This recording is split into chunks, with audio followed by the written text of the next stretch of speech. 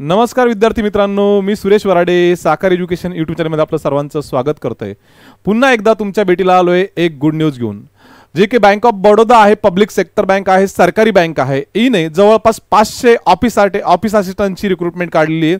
यालाच ब्रॅकेटमध्ये प्यून नाव दिलेलं आहे। ओके, मग ही रिक्रुटमेंट कोणासाठी आहे, याचा एलिजिबिलिटी क्रायटेरिया काय आहे, तर फक्त 10वी झालेले विद्यार्थी जे आहे या एज मध्ये बसत असेल तर फॉर्म भरू शकतात। मग सर फक्त 10वी झालेलेच विद्यार्थी इथे फॉर्म भरू शकतात का? ग्रॅज्युएशन झालेले भरू शकत नाही का? ग्रॅज्युएशन झालेले सुद्धा फॉर्म भरू शकतात, पीजी झालेले सुद्धा फॉर्म भरू शकतात विद्यार्थी मित्रांनो। आता फॉर्म कोणी भरायचा हे पण लक्षात घेतलं पाहिजे। ज्या विद्यार्थ्यांची तयारी चांगली आहे समजा त्या विद्यार्थ्यांनी नाही भरला तरी चालेल, पण ज्या विद्यार्थ्यांची तयारी चांगली नाहीये, 2-3 वर्ष झाले अजून सिलेक्शन होत नाही आणि घरून जे आहे ते तुम्हाला प्रेशर यायला लागलं की कोणता तरी जॉब पाहिजे हातामध्ये, तर अशा विद्यार्थ्यांनी काय करायचंय, फॉर्म भरायचा आहे विद्यार्थी मित्रांनो। नंतर जे अंडर ग्रॅज्युएट आहे त्यांनी सुद्धा फॉर्म भरायचा आहे, कारण डिफिकल्टी लेवल जे आहे एक्झामची फार कमी असेल विद्यार्थी मित्रांनो। ओके, मग या एक्झामसाठी एज्युकेशन तर मी सांगितलंच तुम्हाला, परंतु एज क्रायटेरिया काय आहे, नंतर एक्झाम पॅटर्न कसा आहे, नंतर याची ग्रोथ कशी आहे हे पण मी तुम्हाला क्लिअर करून देतो विद्यार्थी मित्रांनो। आता प्यून तुम्ही जॉईन झालात किंवा ऑफिस असिस्टंट म्हणून जॉईन झालात तर तुम्ही ऑफिस असिस्टंट म्हणूनच नाही राहणार, तुम्हाला 5 ते 7 वर्षानंतर तुम्हाला क्लेरिकल म्हणून प्रमोशन भेटणार आहे। आणि हा जो जॉब आहे हा जो परमनंट आहे, लक्षात ठेवा विद्यार्थी मित्रांनो, काय परमनंट आहे, रेग्युलर बेसिसवर आहे। जसं आरबीआय मध्ये अटेंडंटची रिक्रुटमेंट होते, नंतर नाबार्ड मध्ये अटेंडंटची रिक्रुटमेंट होते आणि त्यांच्या ज्या काही समजा सॅलरी आहे, नंतर त्यांच्या फॅसिलिटी आहे खूप चांगल्या विद्यार्थी मित्रांनो। पब्लिक सेक्टर बँकेमधला क्लेरिकल आणि आरबीआय मधला आणि नाबार्ड मधला अटेंडंट यांची सॅलरी जर विचार केला तर आरबीआय मधल्या नाबार्ड अटेंडंटची आणि आरबीआय मधल्या काय म्हणतात नाबार्ड अटेंडंटची जी काही सॅलरी आहे ती जास्त आहे पब्लिक सेक्टर बँकेपेक्षा सांगायचं झाल्यास। तर बँक ऑफ बडोदाना खूप दिवसानंतर जे काही ऑफिस असिस्टंट म्हटलं जातं किंवा प्यून म्हटलं जातं त्याची रिक्रुटमेंट खूप दिवसानंतर काढली। आता मागे खूप मी काही मित्रांचं ऐकलेलं आहे, प्यून म्हणून जॉईन झालेला तो बँकेचा मॅनेजर सुद्धा झालेला आहे विद्यार्थी मित्रांनो, प्रमोशन घेत त्यामुळे आपल्याला तिथे थांबायचं नाहीये किंवा ऑफिस असिस्टंट जॉईन झालो म्हणजे आपण तिथं थांबलो का, नाही, सुरुवात करणं गरजेची कुठून तरी। त्यामुळे एक सगळ्या जे काही विद्यार्थी समजा एलिजिबल आहे त्यांना लवकरात लवकर जॉब पाहिजे अशा सर्व विद्यार्थ्यांनी हा जो फॉर्म आहे फॉर्म भरायचा आहे आणि या एक्झामला टार्गेट करायचं आहे। एक्झाम एकदम सोपी असेल, आपला आरआरबी क्लर्कची प्री एक्झाम जे आहे याच्यापेक्षा सुद्धा इझी असेल एक्झाम, त्यामुळे सर्व विद्यार्थ्यांनी जे एलिजिबल कॅन्डिडेट आहे त्यांनी फॉर्म भरायचा। मग याच्यानंतर मी सगळ्या गोष्टी 1 बाय 1 या ठिकाणी तुम्हाला क्लिअर करणार आहे, त्याकरता व्हिडिओ जो आहे तो तुम्ही शेवटपर्यंत बघा। बघितल्यानंतर हक्काचा लाईक करा आणि जे काही तयारी करणारे विद्यार्थी आहे त्यांच्यापर्यंत ही माहिती, 10वी पास विद्यार्थी जे गरजू विद्यार्थी आहे त्यांच्यापर्यंत ही माहिती पोहोचा। ओके, चला तर स्टार्ट करूया। ऍप्लिकेशन डेट जे आहे त्या कधीपासून स्टार्ट होत आहे, वॅकन्सी जे आहे टोटल आहे 500 ऑल इंडियाचा जर विचार केला तर। ओके, आणि महाराष्ट्राच्या वाट्याला आहे 29 वॅकन्सीज। किती आहे? 29। महाराष्ट्राचा वाट्याचा विचार केला तर ते आहे 29 वॅकन्सीज। मग सर महाराष्ट्रातून अप्लाय करायचं आहे का किंवा अदर राज्यातून अप्लाय करायचं आहे हे पण महत्त्वाचं आहे। आता महाराष्ट्रात वॅकन्सी कमी आहे, नंबर 1 ला यूपी मध्ये आहे, नंबर 2 ला गुजरात मध्ये आहे, बरोबर आहे की नाही। मग आता यांनी क्रायटेरिया जो काही समजा एज्युकेशन क्रायटेरिया आहे याच्यामध्ये एक क्रायटेरिया टाकलेला आहे की तुम्हाला ज्या स्टेटला अप्लाय करायचे त्या स्टेटची लोकल लँग्वेज तुम्हाला येणं कंपल्सरी आहे। जसं की तुम्हाला महाराष्ट्राला अप्लाय करायचे तर महाराष्ट्राची मराठी जी काही ऑफिशियल लँग्वेज आहे तुम्हाला येणं कंपल्सरी आहे। नंतर तुम्हाला जर समजा गुजरातमध्ये 80 वॅकन्सीज आहे, तुम्हाला वाटलं गुजरातमधून अप्लाय करू तर गुजराती तुम्हाला येणं कंपल्सरी आहे। गुजराती लँग्वेज तुम्हाला बोलता आली पाहिजे, लिहिता आली पाहिजे, वाचता आली पाहिजे। लोकल लँग्वेज टेस्ट जे आहे तुम्हाला तिथे पास करावी लागेल। आता मागच्या वर्षी काही विद्यार्थी आपले एसबीआय मध्ये असिस्टंट म्हणून जॉईन झालेले त्यांनी लोकल लँग्वेज टेस्ट पास केलेली आहे। तर फॉर्म भरण्याची जी काही रिस्क आहे, तुम्हाला कोणत्या राज्यातून भरायचं आहे हे तुम्ही ठरवायचं आहे, हे लक्षात घ्या। मी तुम्हाला सांगणार नाही की या राज्यातून तुम्ही फॉर्म भरायचा, या राज्यात वॅकन्सी जास्त आहे आणि या राज्यात कमी, या राज्यातून भरू नका। शेवटी तुमचा निर्णय जो आहे तुम्ही घ्यायचा आहे की फॉर्म कुठून टाकायचा आहे। फक्त मी तुम्हाला जागेचं इथे तुलना करून दाखवणार आहे, जागा कुठे कमी आहे कुठे जास्त आहे। महाराष्ट्रात 29 वॅकन्सी आहे, थोडंफार कॉम्पिटिशन जास्त असेल। तेच गुजरातमध्ये गेलो आपण शेजारी राज्यात तर शेजारी राज्यात वॅकन्सी जास्त आहे, पण तुम्हाला त्या ठिकाणी ऑफिस असिस्टंटचा जॉब करायचा आहे का ते पण ठरवा, आपली तयारी कशी आहे त्याच्यानुसार ठरवा, की आपल्याला याच्यावरच थांबायचं आहे का आपल्याला याच्यापेक्षा मोठा जॉब घ्यायचा आहे ते तुम्ही ठरवा, आणि त्याच्यानंतर तुम्ही डिसाईड करा की मला कोणत्या राज्यामधून अप्लाय करायचे. आता लँग्वेज प्रोफिशियन्सी टेस्ट जो आहे ही नॉर्मली पास होऊन जातो विद्यार्थी. जर आपण साधारणतः 1-2 महिने तयारी केली तर आपण त्या लँग्वेजला शिकून घेतो, वाचता येतं, लिहिता येतं, त्याच्यामुळे त्याचं टेन्शन घेण्याची गरज नाहीये. परंतु ज्याला जॉबची नितांत गरज आहे त्यांनी वाईजली विचार करा की मला कोणत्या राज्यातून अप्लाय करायचंय. मी तुम्हाला सांगणार नाही की तुम्ही इथून अप्लाय करा की तिथून अप्लाय करा, तुम्ही ठरवायचंय कुठून अप्लाय करायचंय. तर ओके चला बघा आता वॅकन्सी ज्या आहे, आता वॅकन्सी महाराष्ट्राचा विचार केला तर महाराष्ट्राच्या वॅकन्सी आहे 29. मग कॅटेगरी वाईज SC 2, नंतर ST 2, नंतर OBC 7 आहे, नंतर EWS 2 आहे आणि जनरल कॅटेगरी 16. नंतर जे ऑर्थोपॉडिक जे आहे त्यांची एक वॅकन्सी आहे आणि बाकीचे जे की EHI, VIID, एक्स सर्व्हिसमॅन यांना वॅकन्सीज, एक्स सर्व्हिसमॅन जे आहे यांच्या 6 वॅकन्सीज आहे. बाकीचं EHI, VI आणि ID यांच्या वॅकन्सीज नाहीये आणि डिसेबल्स एक्स सर्व्हिसमॅन जो आहे याच्यासाठी आहे 1 आहे. महाराष्ट्राचा जर विचार केला सर्वात जास्त वॅकन्सी जर विचार केला आपण तर UP मध्ये आहे. कुठे आहे? UP मध्ये.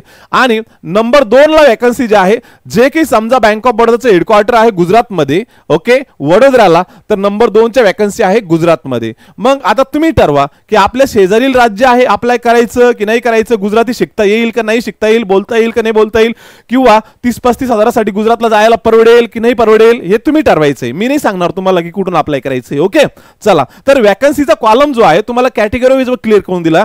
आता पुढे बघा तुम्हाला ऍप्लिकेशन कधीपासून स्टार्ट होत आहे आणि कधीपर्यंत तुम्ही अप्लाय करताय. ओके आजपासून ऍप्लिकेशन तुम्हाला करता येणार आहे.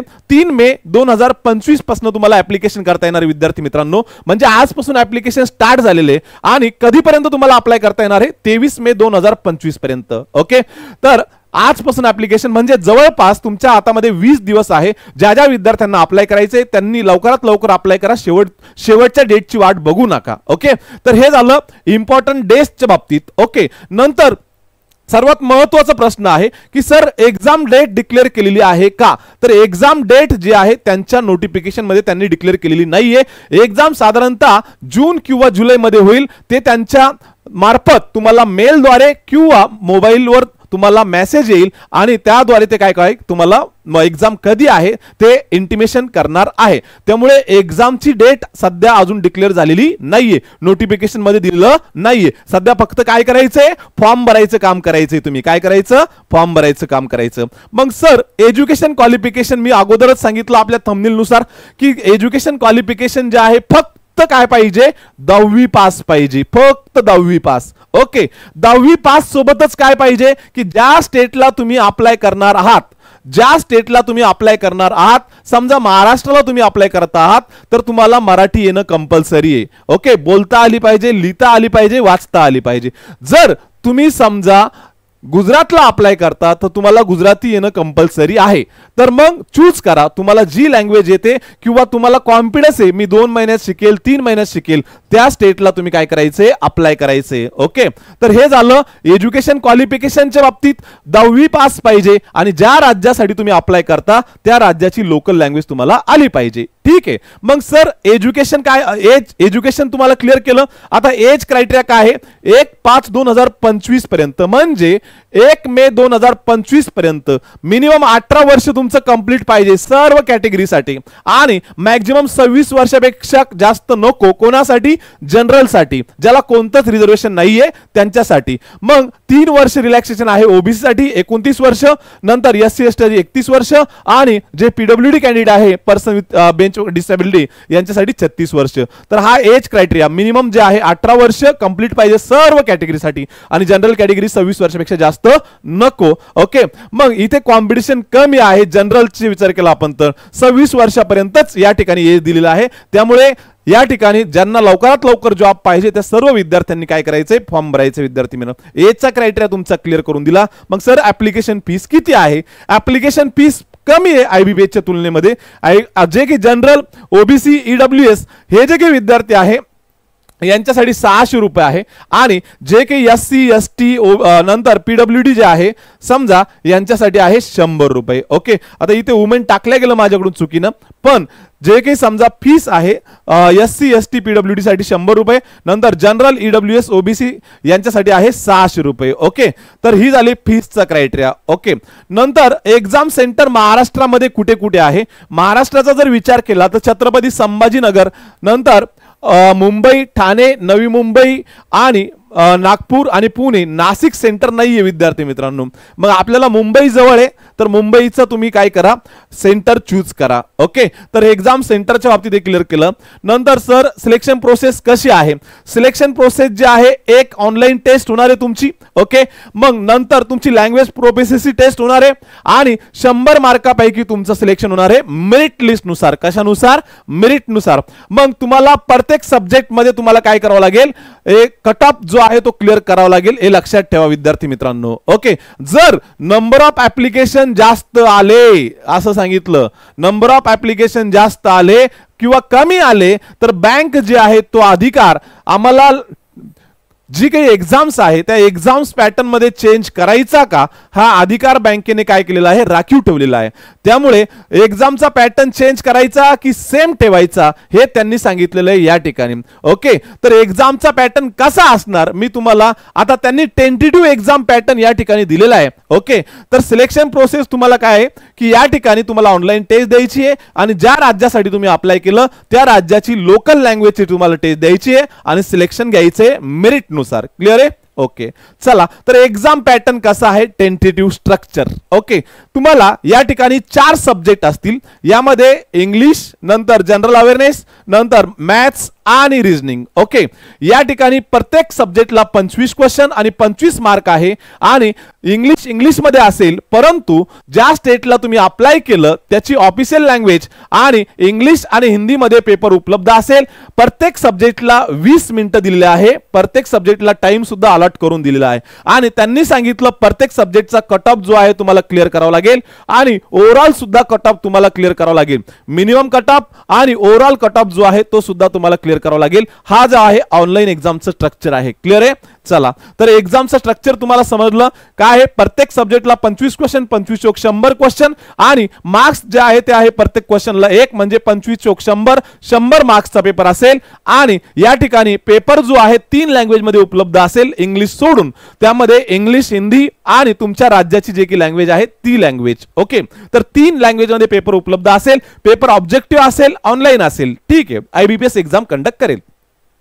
नंतर रॉंग आन्सर साठी 1/4 निगेटिव्ह मार्किंग आहे का, तर आहे विद्यार्थी मित्रांनो. निगेटिव्ह मार्किंग आहे. Penalty for wrong answer, there will be penalty for wrong answer in all the section. प्रत्येक सेक्शन मध्ये आहे 0.25% काय आहे, निगेटिव्ह मार्किंग आहे. हे लक्षात ठेवा. ओके, नंतर पुढे बघा आता list of version of test, medium of examinations and local language for office assistant, peon on regular basis, subordinate cadre account. मी पहिल्यांदाच सांगितलं की हा जो जॉब आहे हा परमनंट आहे. ओके, हा अप्रेंटिसचा जॉब नाहीये. आपल्याकडे असे उदाहरण आहे की प्यून म्हणून जॉईन झाले आणि बँकेचे मॅनेजर सुद्धा झालेले आहे. ओके, काही लोक स्केल 4, स्केल 5 पर्यंत पोहोचलेले आहे. असे पण हे उदाहरण आहे. त्यामुळे जॉबला कमी लेखू नका. ज्याच्याकडे नाही सध्या त्याने प्रत्येकाने फॉर्म भरा.